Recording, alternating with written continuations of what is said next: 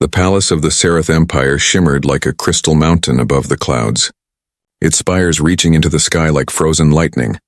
Inside, silence ruled, broken only by the slow steps of armored guards and the soft breath of a dying empress.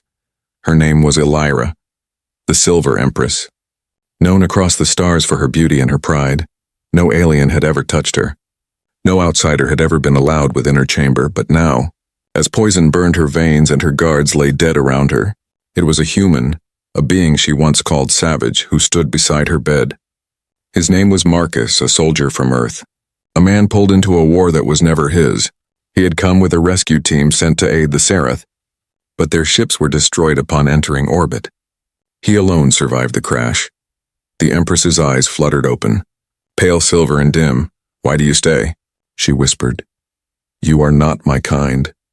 Marcus stared at her bleeding hand, then tore a strip of fabric from his uniform and pressed it against her wound. "Because pain doesn't care about kind," he said quietly. "And neither do I."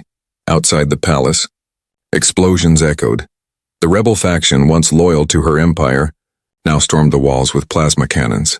Elira's forces had fallen and her own council had betrayed her. The door burst open, a dozen rebels entered. Led by General Var, a towering creature with dark scales and hate in his eyes. "So the Empress hides behind a human?" Var laughed. Pathetic. Marcus stood between them, his armor cracked, his rifle empty. "You'll have to go through me first," he said, his voice steady. Var smirked. "Gladly." He raised his blade, a curved weapon glowing with plasma energy, and swung. Time slowed. Marcus saw the blade coming. He didn't move away. Instead, he stepped forward, taking the strike across his chest. Blood sprayed across the marble floor. The sound sharp and final, Elira screamed, her voice shaking the air. Marcus fell to his knees, his hands red, his breath shallow, yet his eyes never left her. "Run," he gasped. "You still have a chance," Var sneered, raising his blade again. But before he could strike, the Empress raised her hand. Her silver eyes turned bright white. A pulse of pure energy exploded from her body, throwing Var and his soldiers against the walls. When the light faded, the rebels lay still. The room smelled of ozone and blood. Elira crawled toward Marcus, her trembling hands touching his face. "Why?" she asked again, tears falling. "Why would you bleed for me?" Marcus smiled faintly, his vision fading. "Because no one else would." He collapsed, his body limp. The Empress trembled, the warmth of his blood still on her hands. For the first time in her immortal reign, she wept, not as a ruler, but as someone who had just lost the one who saved her soul. Above the burning city, the palace lights dimmed, and the cry of the Empress echoed through the storm clouds, a sound that would be remembered for centuries. In that moment, across the stars, a legend was born of a human who bled for an alien empress and changed the fate of her entire empire forever. The palace burned through the night like a dying star, and the smoke rose high into the silver skies of Seraph Prime. The battle was over, yet the sound of the Empress's heartbeat echoed louder than the thunder outside. She sat beside the lifeless body of the human, Marcus, the one who had taken the blade meant for her. Her empire had watched her fall. Her council had betrayed her. But this single human, a stranger from a distant blue world, had stood against death itself for her. For someone he had known only for hours, the healers rushed in, their long robes dragging across the marble soaked in blood. "Your Majesty, we must leave. Rebels still roam the upper spires," one said. But the Empress did not answer. Her trembling hands pressed against the human's chest, feeling the warmth fading beneath her palms. "Not yet," she whispered. "He is not gone." Her voice shook, but there was power in it, a strange light flickering in her eyes. The royal medic hesitated. "Your Grace, his kind cannot survive such wounds." "Then they do not know him," she whispered coldly. "But I will not allow the one who saved my life to fade in silence." She raised her hands above him, her fingers glowing with silver light. Her voice became a chant, soft, ancient, forbidden. The very air trembled as streams of energy flowed from her into the human's body. The guards fell to their knees, shielding their faces from the blinding radiance. When the light dimmed, Marcus's chest rose weakly, a faint breath escaping his lips. The Empress gasped, exhaustion breaking her strength. But she smiled. "He lives," she whispered. "Your Majesty, what did you do?" A guard asked in awe. "I gave him a piece of my life," she said softly, "a bond that no empire law can undo." Days passed, the palace was rebuilt in silence. The Empress refusing to leave Marcus's side. Machines hummed quietly, healing his wounds while her own weakened by the ritual. When he finally opened his eyes, the first thing he saw was her sitting by his bed, the faint glow of her crown lighting the dark chamber. "You shouldn't have done that," he said weakly, his voice hoarse. "You'll get yourself killed," Elira smiled faintly. "You already did that for me," she replied. "It was only fair." He tried to speak, but she raised a hand. "Rest. Human," she said softly. "Your people. Your kind. You have given me something my empire never did. Honor." Her words carried across the empire like a storm. Rumors spread faster than ships could travel. The Empress had bled beside a human, shared her life force, and declared a debt to Earth. In the Galactic Council, panic erupted. The high species, those who had ruled for centuries, spoke in outrage. "Humans are death worlders," one hissed.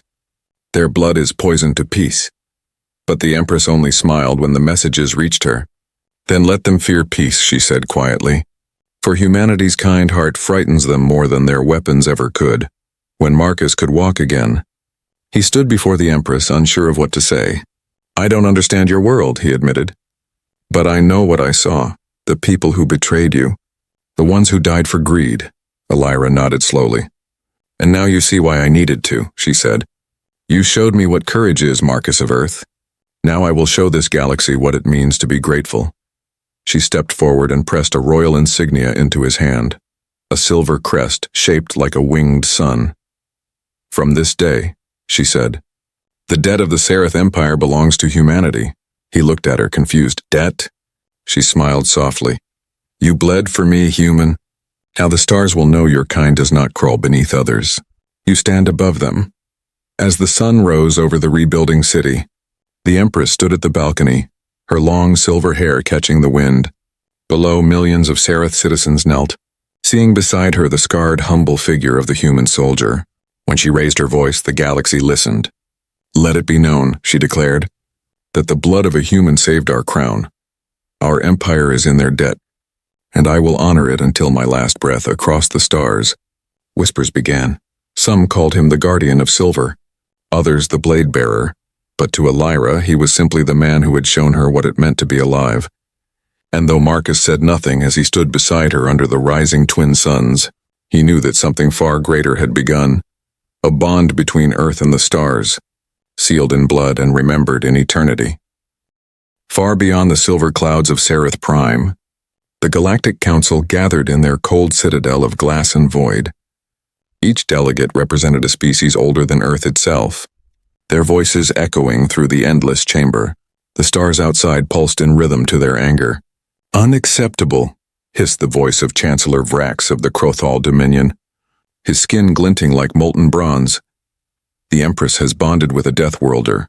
She has polluted royal blood with a savage species." Others murmured in agreement. The banners of empires, Zerthos, Rune, Valakri, hung behind them like ghosts of ancient pride. "The Sereth Empire was already unstable," rasped another. "Now they kneel to humans, to the same species that survived the acid storms of Terra. The same beings who thrived where no life should." At the center of the hall, the holographic image of the Empress shimmered. Her silver eyes calm, but the tension behind them sharp as steel. "You speak as if humanity is a plague," she said softly. "But perhaps you fear them because they are what you pretend to be, alive." A wave of whispers filled the chamber. The Crothal Chancellor slammed his clawed hand on the table. "You endanger balance, Elira. The Council forbids such unions. Humanity must not gain political recognition, or this galaxy will drown in their chaos." The Empress tilted her head slightly. "Then I will teach it to swim," she said, her voice like quiet thunder on Sereth Prime. Marcus stood at the training grounds overlooking the city. The sky was filled with rebuilding drones, but his eyes remained on the crimson horizon. He had begun training Sereth soldiers, showing them human tactics, methods born from Earth's wars and struggles. He didn't see himself as a hero, but the soldiers called him the Blade Taker, and children whispered his name with awe. Yet not everyone saw him as a savior. One night, as he walked through the crystal halls, he felt a strange chill. A shadow moved silently across the corridor. He turned and saw a blade flash. The attacker lunged, a cloaked assassin with glowing eyes. Marcus caught the strike. The same spot where the plasma blade had once burned through him. The scar pulsed as if remembering. He twisted the assassin's wrist and slammed him against the wall. The mask shattered, revealing a creature with black scales and the mark of the council carved into its throat.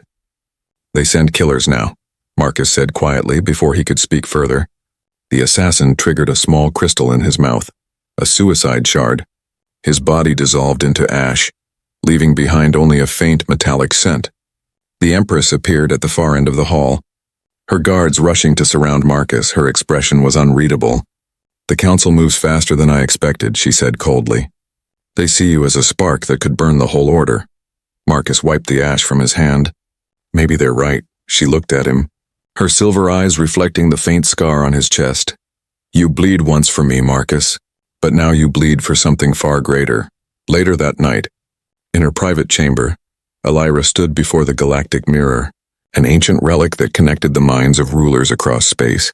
The reflections of the council flickered in the air. "A circle of hostile faces, you dare defy our decree?" Frax growled. "You threaten the harmony of 1,000 worlds?" Elira smiled faintly.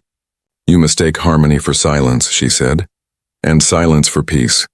Humanity understands what you never will. They rise from ashes. Not fear," the Krothal roared. "Then you will burn with them." Elira's gaze hardened. "Then let the galaxy burn." The connection cut, leaving the chamber silent except for her heartbeat. At dawn, Marcus stood before the city gates as the Empress approached him in ceremonial armor.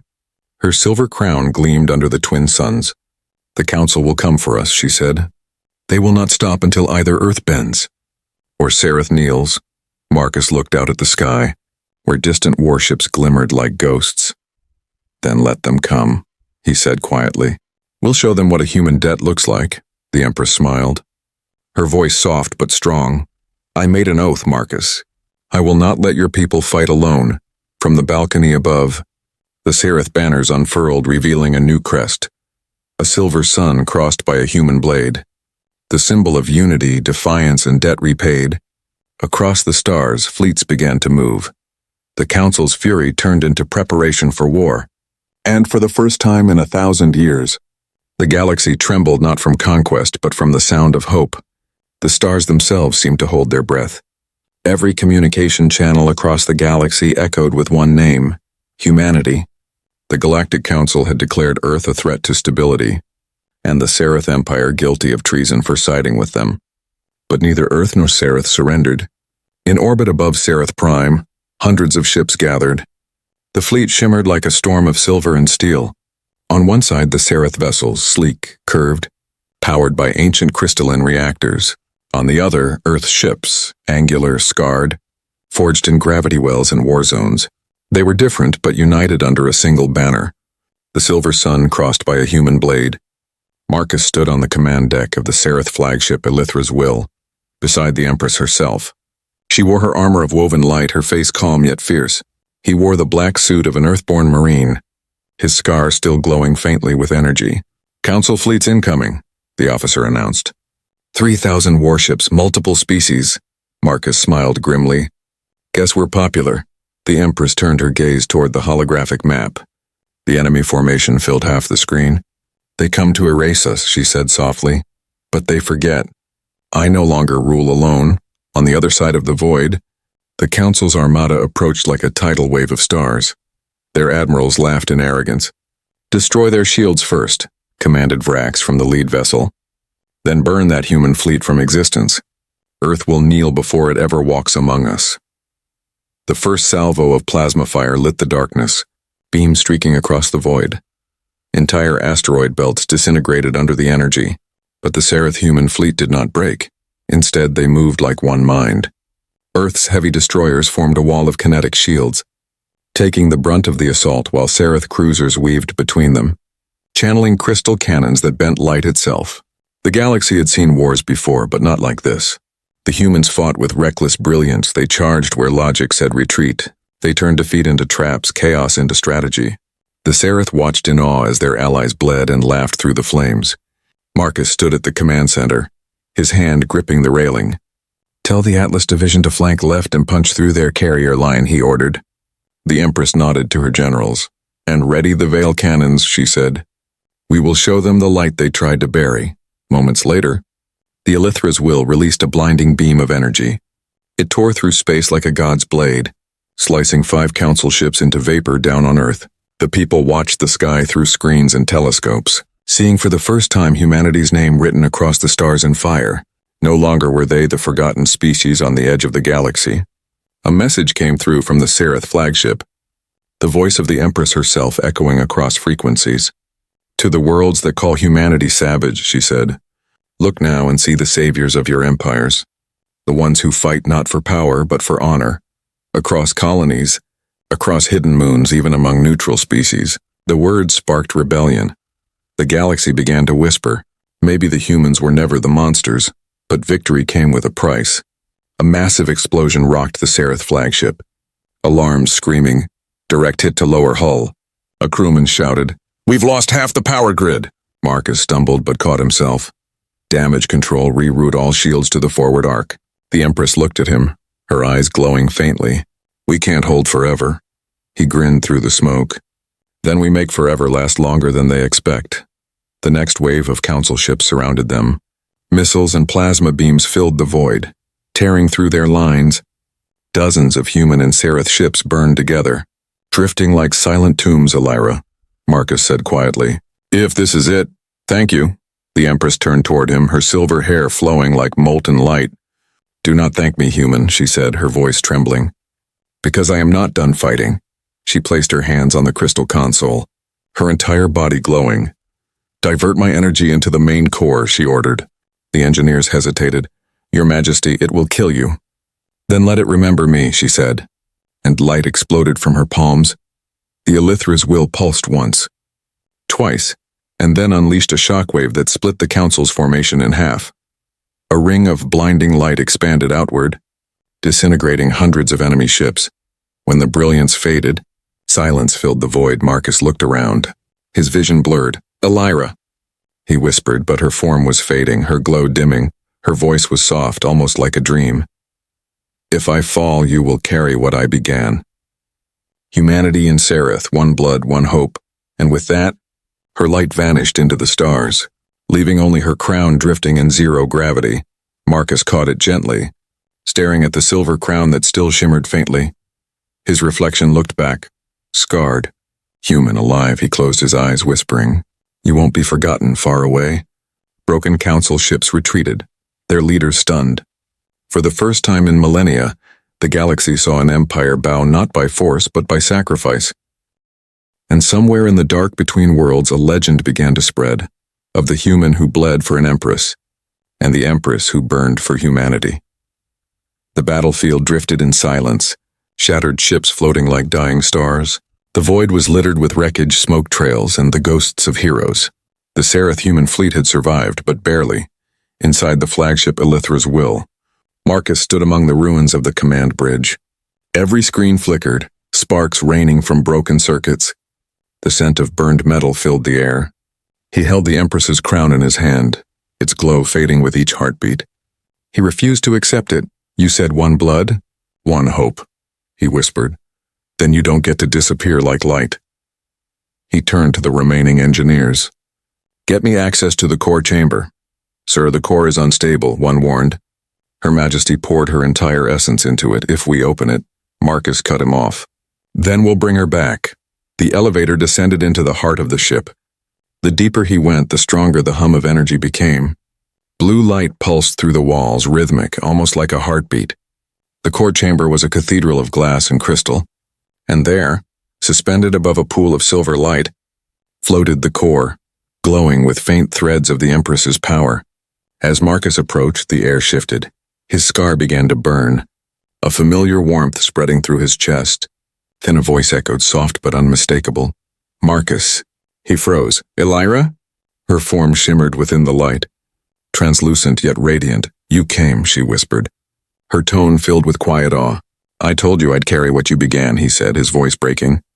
"But you never said goodbye," she smiled faintly. "If I had, you wouldn't have let me go." He reached toward her image, his fingers passing through the light. "You sacrificed yourself for all of them." "And you," she replied gently. "You reminded me why sacrifice matters.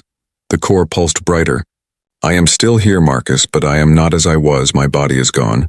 But my essence lives within this ship, within Sereth itself. Marcus's breath caught. Then we can bring you back. She shook her head slowly. No, not as before. My form cannot return, but my will can remain, guiding what we built. He stood in silence, the hum of the core surrounding them. Then help me finish what you started, he said. The galaxy thinks we're dead. Let's make them afraid of ghosts. A soft laugh escaped her, echoing through the chamber. Still human, she said fondly. Still reckless. Her light began to spread through the ship's systems. Restoring power, the shattered bridge lit up again. Displays flickering to life across the fleet one by one. Dormant vessels came online. Engines roared. Weapons recharged from orbit. It looked as though the stars themselves were reigniting. Admiral Thane of the Sereth forces appeared on the holoscreen. Eyes wide by the void. She's alive? Marcus turned to the camera. No, he said quietly. She's everywhere. Messages began to flood in from the surviving colonies. Humans and Sereth both. They had seen the flash from light years away, and rumors spread faster than truth. The Empress lives, people whispered. Her spirit guides the stars. And from Earth. A transmission arrived. The United Earth Command appeared on screen. The commander's face hard but proud. You've done what no one thought possible, he said. The galaxy bows its head today, not in fear, but in respect. Humanity is ready to stand with Sereth. Not behind them, Marcus nodded. Then we move forward together. The commander hesitated, then added quietly, You know they'll come again. The council won't accept defeat. Marcus looked at the silver crown still glowing faintly in his hand. Then they'll learn something new, he said. You can't kill an idea born of sacrifice. That night, Marcus stood alone on the observation deck. The wreckage of the war glimmered below like fallen constellations. He could still hear her voice in the hum of the engines. Do you ever regret it? He asked quietly. Her voice answered from everywhere. Regret saving you? No, he smiled faintly. I meant dying. A pause. Then warmth filled the room. I didn't die, Marcus. I changed. The Empress of Sereth is gone, but the light of humanity burns through me now. Together, we became something the galaxy cannot destroy. He looked up at the stars, his voice steady. Then we'll make sure they remember you. Her tone softened. No, Marcus, they will remember us. As dawn broke over Sereth Prime, the rebuilt fleets formed a single formation, the alliance of blood and light. A union born not of conquest but of compassion. Across the galaxy, the council trembled. The humans had turned loss into legend, pain into power, and unity into something eternal. And above them all, in the silence of space, the crown of the Empress drifted through the starlight, still glowing, still alive, the symbol of a promise that would never die. The galaxy had changed. The war that should never have been had rewritten history. Empires that once ruled with iron and fear now whispered in the dark about the alliance of blood and light. Humanity and Sereth, two civilizations that had no right to survive yet did across the star systems. Monuments were built not for kings or conquerors but for a human and an empress. The story of Marcus and Elira spread through every trade route and every colony, told in hundreds of tongues, but legends had a cost. For in the depths of the old galaxy, far beyond the known stars, the surviving members of the Galactic Council gathered once more, not in anger, but in fear. Chancellor Vrack stared at the star map, his clawed fingers trembling. They are uniting, do you not see? Humanity infects them all. Their chaos spreads like a plague of hope. Beside him, the ancient being known as the Orkan Prime spoke softly, its translucent form flickering with strange energy. Then perhaps we return to what was buried, the weapon of the first ones. The others fell silent. The Eclipser? One hissed. That thing was banned even by our ancestors. Vrax's eyes gleamed. Then let the forbidden rise again. The humans bled for an empress. Let them drown in her light. A vote was cast, unanimous. The galaxy's oldest monsters would awaken the sleeping weapon that once consumed suns. Meanwhile, on Sereth Prime, life returned. The great halls of the rebuilt palace glowed with both human and Sereth banners. Soldiers trained together, scientists shared knowledge, and engineers from Earth marveled at the crystal technology once thought to be myth. Marcus stood on the balcony overlooking the twin suns. The silver crown now mounted above the Alliance emblem. His reflection stared back, tired but resolute. Do you ever rest? Came Elira's voice. Warm and soft, he smiled faintly. You can talk? You're running half the fleet from inside a ship, she laughed, the sound echoing through the walls like music. I am part of the fleet now, Marcus, but you are still flesh and blood. Still too human for your own good. He looked out at the training fields below. They believe in us, Elira, in what we built. But belief isn't enough. The Council will strike again. Harder, yes, she said, her tone growing quieter, but this time, we will not face them alone. That day, the First Alliance Congress convened in the Great Hall of Unity. Delegates from both races gathered, humans in their dark uniforms. Seraph nobles in shimmering robes. Marcus stood at the center. Beside the holographic projection of the Empress's spirit, he began. For centuries, the galaxy called humans fragile, primitive, unpredictable. But fragility is not weakness, it is the seed of resilience. And unpredictability is what gave us victory. The crowd murmured in agreement. Elira's voice followed, calm yet commanding. When I first met your kind, I saw madness, but now I see meaning. The galaxy fears you because you remind them of what they lost. The courage to feel, to hope, to care. The chamber fell silent, and then erupted in thunderous applause. At that moment, the alliance was born, not a treaty, not a convenience, but a promise elsewhere. Deep within the shadows of a dying moon, Vrax's fleet began to move. The Eclipser stirred, a weapon from the age before stars had names.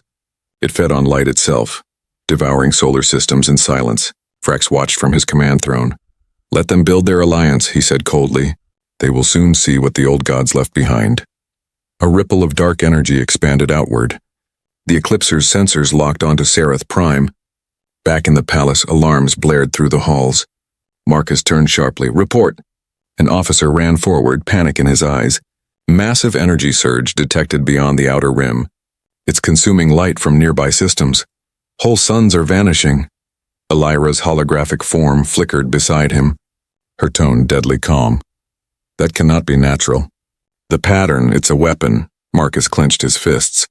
Then we stop it before it reaches us. You don't understand, she whispered. The energy signature, it's from before the Council itself. From the First War. He turned to her projection. Then we'll make this our last war. Hours later, the Alliance fleet gathered once more. Ships of Earth and Seraph forming ranks above the twin suns. Marcus stood on the bridge, his armor gleaming under the lights. Prepare all divisions, he commanded. We're not fighting for survival anymore. We're fighting for the right to exist. Elira's voice echoed through every ship, calm but burning with power. This time the galaxy will see what unity means. Let them come with their darkness, our light will answer. As the fleet surged forward, the twin suns behind them dimmed under the approaching shadow of the Eclipser. The war that should never have been was over. But the war that must be won had just begun. And in the black between stars, where light and death met like old enemies, the alliance of blood and light, prepared to make its final stand. The stars dimmed one by one, swallowed by the growing shadow crawling across the galaxy. The Eclipser moved like a living wound in space, a sphere of darkness so vast that even light refused to touch it. It was not a weapon built by hands, but by fear, an ancient echo of a time when gods made war. From the bridge of the Elithra's will, Marcus watched as star systems vanished on the holomap. His jaw tightened. They're erasing suns, he said quietly. Not conquering, erasing. Elira's voice resonated through the ship's core, calm but sorrowful. It feeds on light itself, Marcus. Every photon it consumes strengthens it. The Council has unleashed something that will not stop until all life is cold. Then we end it, he replied, even if it kills us. The Alliance fleet formed its defense line above the shattered moons of Zirin. Hundreds of human destroyers and Seraph crystal cruisers aligned in silence, facing the dark horizon. Marcus stood at the command podium, his armor scarred, the silver crest of the Alliance glowing faintly on his chest. Around him stood both human captains and Seraph generals, different species united by a single heartbeat. This is where it ends, he said, his voice steady. The Council thinks they can unmake the galaxy to erase us. But they forgot one thing. Humans don't run from darkness. We light fires inside it. Cheers erupted through the comms. Elira's voice joined his, echoing through every ship. Every soul that stands with us today fights not for one world, but for all worlds. This is the dawn the old gods feared. Let the void remember our names. The Eclipser appeared before them. A black sphere larger than any moon, surrounded by fractal lightning. 1,000 council warships guarded it like loyal beasts. Target the outer vessels. Marcus ordered, "Open fire!" Beams of plasma and light streaked across space. Colliding with the enemy's shields, the void became a storm of color and flame. Human warships dove between seraph formations, weaving chaos and order into one deadly rhythm. The council fought with desperation, unleashing ancient weapons of their own. But for every Alliance ship destroyed, 2 more took its place. Still, the Eclipser advanced, its hunger unstoppable. It began drawing in the light of Zyron's twin suns, the darkness pulsing as if alive. Elira's tone darkened. "Marcus, it's feeding too fast. The fleet can't destroy it. It needs more energy than we can generate." He looked at the core chamber through the glass beneath his feet, where her essence glowed faintly. "Then maybe we give it something it can't consume." "What do you mean?" "A paradox," he said. "You said it feeds on light. What if we give it light that won't die? Something born from human defiance and seraph will, your energy." "My life?" Her voice trembled for the first time. "Marcus, no." He smiled faintly. "You gave part of your soul to save me. It's time I returned the favor." He walked to the core chamber as the ship shook from explosions. Soldiers and engineers shouted behind him, but he didn't stop. The doors opened with a hiss, revealing the swirling heart of energy, Elira's essence glowing inside.